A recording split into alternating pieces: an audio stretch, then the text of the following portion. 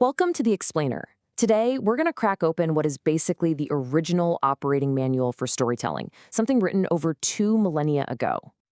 So, what is the secret formula for a great story? I mean, it's a question that every storyteller, every writer, every filmmaker has asked themselves, right? You know when a story works. You can feel it when it just grabs you and refuses to let go. But what is it? What's the hidden machinery under the hood that makes it all tick?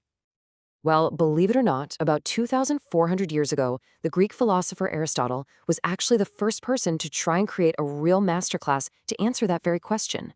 In his work, the Poetics, he didn't just share his opinions. No, he analyzed stories like a biologist dissecting an organism. He wanted to find a systematic blueprint for what makes them work. And what's wild is that his findings, they're just as relevant today as they were back in ancient Athens.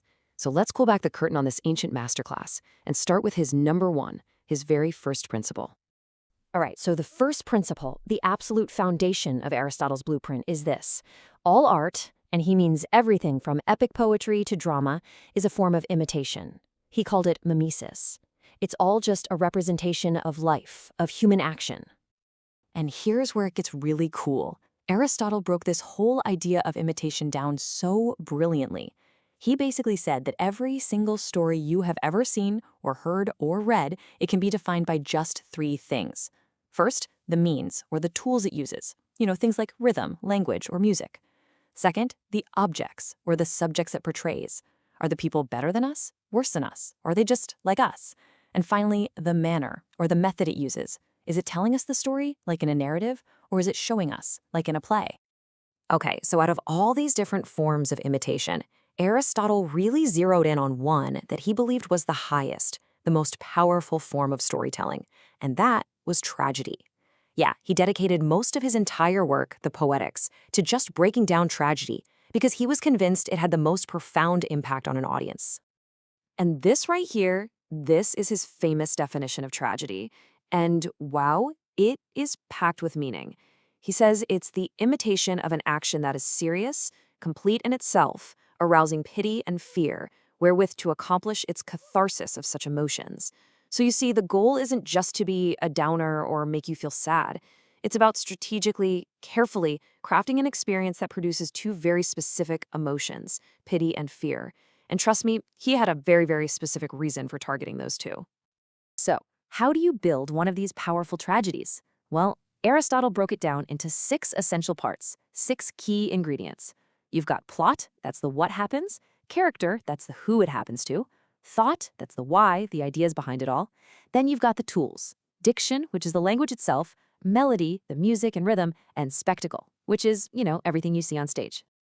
But here's the thing. Out of all 6 of those ingredients, Aristotle was adamant that one of them was, by far, the most important. He called it the life and soul of tragedy. He was crystal clear that without this one key element, the whole thing just falls apart. And that most important element? It's the plot. The what happens. This is a huge deal.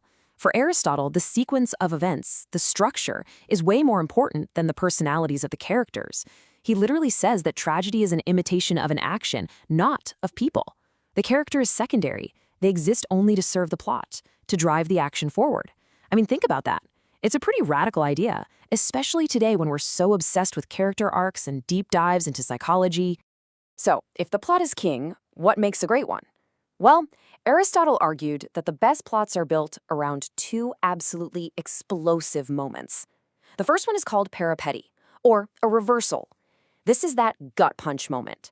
You know the one, where a character's life just gets completely flipped on its head. The hero suddenly falls from happiness to misery. The king becomes a beggar. The celebrated champion becomes an outcast. And that reversal, it's at its most powerful when it's triggered by the second key moment, anagnorisis, or the discovery. This is that oh my gosh moment, the critical realization, the change from ignorance to knowledge that changes, well, everything. Now, for Aristotle, the absolute pinnacle of storytelling, the perfect storm, is when the reversal and the discovery happen at the exact same time. He uses Oedipus as the prime example. The moment Oedipus discovers the truth about his identity, that's the exact same moment his world is reversed forever. Bam! For Aristotle, that's dramatic perfection. Okay, so we have this powerful plot structure, but who should be at the center of it? Let's talk about the hero, because you better believe Aristotle was incredibly specific about this. Not just anyone can be a tragic hero. First, he actually gives us a little checklist of plots to avoid. Like, what if you have a perfectly good person who falls into ruin? He says that's just odious. It just feels cruel, right? What about a bad person who rises to happiness? Untragic. And an evil villain who gets what's coming to them. Sure, it might feel satisfying, but Aristotle argues it doesn't inspire those two crucial emotions, pity and fear. So that leads us to the ideal tragic hero.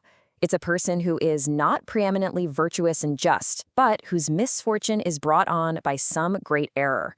In other words, they're like us. They're a good person, someone we can admire and root for. But they're not perfect. They have a blind spot, a fatal flaw.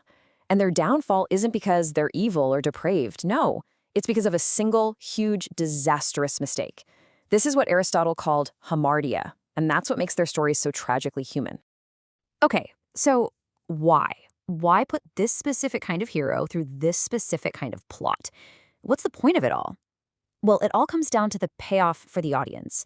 For Aristotle, this isn't just about entertainment. It's about something much deeper, almost like a kind of emotional therapy. And this brings us to the ultimate purpose of tragedy, catharsis. You can think of it like an emotional pressure release valve. Here's how it works. Step 1, we watch these terrifying and pitiable events unfold on stage.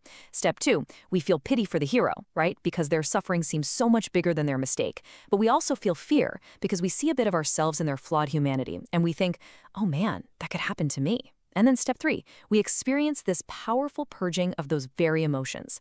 The final step, we achieve a state of emotional release and clarity. We walk away feeling cleansed.